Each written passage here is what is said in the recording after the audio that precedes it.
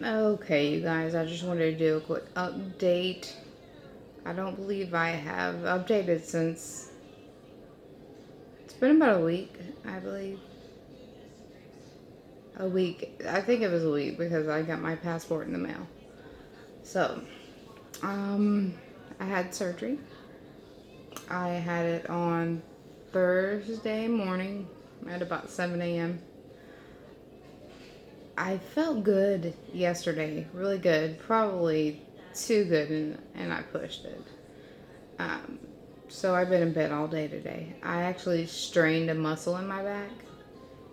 I don't know whether it was from the continuous walking or, sitting or standing too long, but that happened. So back to what I made this video for. Surgery. I arrived here in Tijuana on Wednesday. They came and picked us up from the airport and they drove us across the border. We got here, we went straight to the hospital. Me doctor, hospital, and two of us had our pre-op and blood work done. Um, it was pretty self-explanatory. We had blood work pulled or drawn, and then we had an EKG, and then we were brought back or to the hospital. We hadn't been here, or not the hospital. We were brought back to the hotel. So we were brought to the hotel, taken to the new guest center or welcome center, given our rooms. Some of us had the option to get our rooms and then sit around and conversate. Most of you guys know I'm introverted, so I got my key and happily took my things and went to my room. So I sat around my room for a while and did all that. We went across the street and got beef broth, so that was fun. I had kind of bonded with one of the ladies here.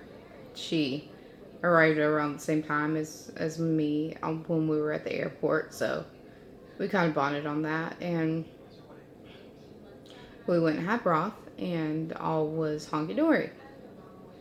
Our pickup time for the hospital was at 4 a.m. If you know me, I'm not a morning person at all. I'm just not, and I can't control whether I'm mean or whether I'm not. So you get what you get with me. So we were told to check out at 20 minutes early, just from the hotel, which entailed of walking or running the elevator down to the lobby and just kind of handing our card to some guy who was sitting around watching soccer. So it's a 4-star hotel. That's how you check out here. So the bus driver was sitting in a chair, and I told him, I was told to be here at 3:40. I don't know if it was a language barrier or what, and he told me sit down. So I sat down. Um, Two other females came down. It was myself and the lady I had bonded with, and another girl, Megan. She came down, and we were all finally allowed on the bus. As soon as we get on the bus, we are told that there's been a change of plans and the hospital is not going to open until 4:30. So we have to hang out there for a minute. So we do that. And when we finally take off, we head straight to the hospital. We all get out of the hospital, and not that the hospital is in a shady location. It's just in a dark, not very well lit location. So that was kind of worrisome, especially when the driver starts ringing the doorbell and banging on the door, and nobody comes to let us in. Um, when we finally are let in, we obviously woke up the guy who let us in. He opens the door, and we walk down the hallway to get on the elevator, and I realize that his blanket and stuff are sitting on the sofa in the waiting area. So there's your sign. He was definitely asleep. We were taken upstairs to the second floor and put in the waiting room.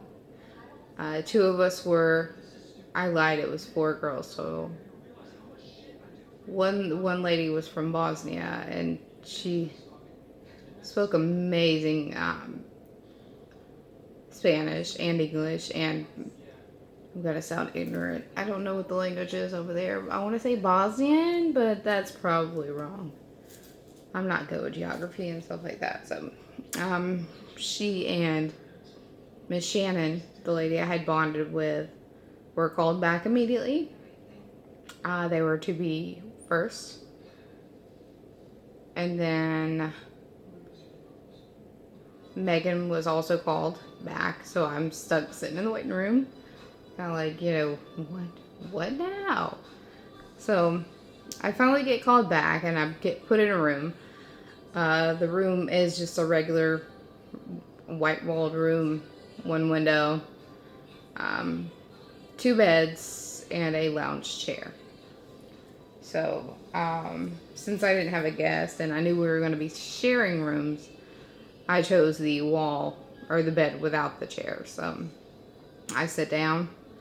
I was told to change into my gown. I changed into my gown. I left my underwear on because that's just me. I'm already free boobing it. I don't want to free ball it too. Not that I have balls. So, not too long after that, Shannon, the lady I had bonded with, her son comes in the room, and luckily we were put in the room together. So that means that Miss Shannon was going to be my counterpart or my roommate. So they had that happens, and then I am brought a pair of not so sexy compression socks, which roll all the way up to your thighs, and they kind of look like cock socks. I don't know if you know what those are, but they're kind of like long socks, and then they have like the area for the scrotum, but that's on both sides, I guess, and so you have plenty of room to like get your whole thigh in them. So sorry. So we put on those, and I start watching RuPaul Drag Race, and not too long after that, I'm told, "Come on, it's your turn." So I automatically drop all my things, which my phone is my security. I'm sure I'm not the only person that has that issue. So I drop everything. I get rolled up to recovery / pre-op. And this was after the my IV stick and everything on my IV place. It wasn't dramatic, so that's kind of why I skimmed over it. The lady was able to get it one stick after surging for a good 3 to 5 minutes for an actual vein, but she got it first stick. So we get rolled up to pre-op / recovery. I'm in a wheelchair and a tiny gown, and I'm just sitting here thinking, I thought this was for bariatric patients. Why in the hell is this gown so small? So I'm worried about my rear end being shown, and I know as soon as I get on that table, everything's gonna be shown. It is what it is, but I just wanted some kind of security. I didn't have my phone. I didn't have a hoodie. I love hoodies. I didn't have anything to kind of hide behind and feel some kind of comfort. So I'm already crying by this point because I'm just like, this is real. This is really gonna happen. I was excited. I was scared. I was worried. As I'm being rolled over to the recovery / pre-op bed, I hear the guys that are scrubbing the laparoscopic instruments yell out, "Mucho gordita," and then they all laugh. And I knew that was aimed at me because they were unable to stop looking at me whenever they were laughing. And I'm sitting here thinking, that's what I'm here for. You know, if you don't understand what that means, it's basically very fat. You know, I knew I was fat. I wouldn't be here if I wasn't. I wouldn't be, getting on this table, having a life-changing surgery if I did not know I was fat. So that makes me cry even more. I'm laying on the recovery table, just bawling, ugly crying, and it was like a combination of everything. The fact that it was happening as something I had been wanting since I was 14 years old was finally happening.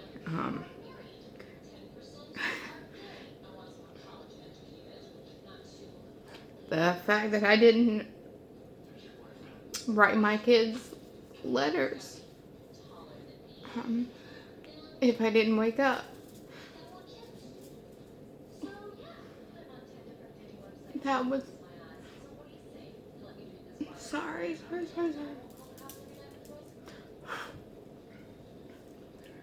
That was the main thing.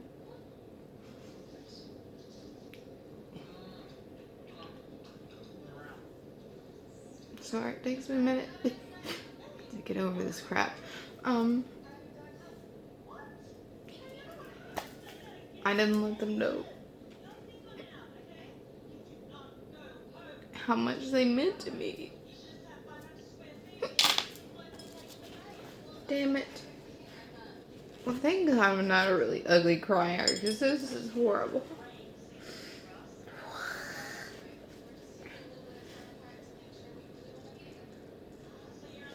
Get your mess together.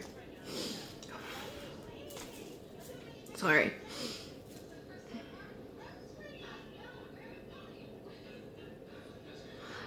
But, yeah.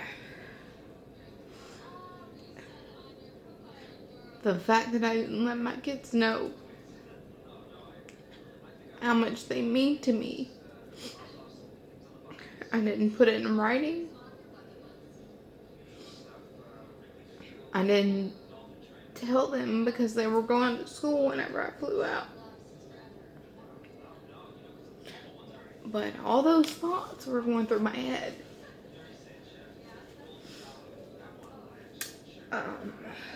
So yeah. Those were my main issues. I wasn't upset because, I was uncomfortable with my butt showing.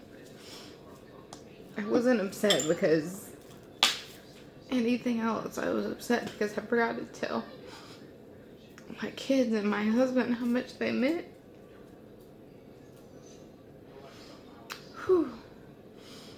So yeah, the anesthesiologist noticed that I was being a big ass crybaby, and he gave me medicine that he kept calling tequila, which I guess we're all alcoholics, because he kept calling it tequila and the good stuff, and all that. So he gave me that. He actually ended up having to give me 2 rounds of it because I was just that upset.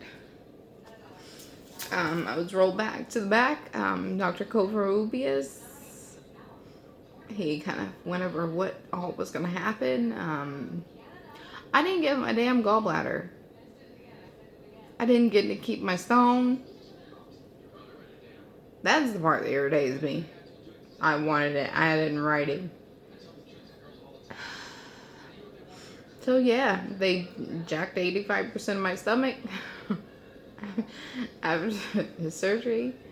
I woke up in horrible pain. My pain was bad. It felt like somebody was jackhammering me in my chest, right in the breastbone. So that sucked. I was supposed to get up and walk as soon as they rolled me out of recovery back into my room. And that shit was not happening. I know that helps. I know that makes you feel better. But I couldn't even breathe because of the pain. So that shit was not happening. Yeah. We were supposed to be released from the hospital on Saturday. We were released on Friday because they had overcrowding, which they were told that that's not the case, but it was. Sorry, hiccups hurt. Ow. Um, damn it. Ow.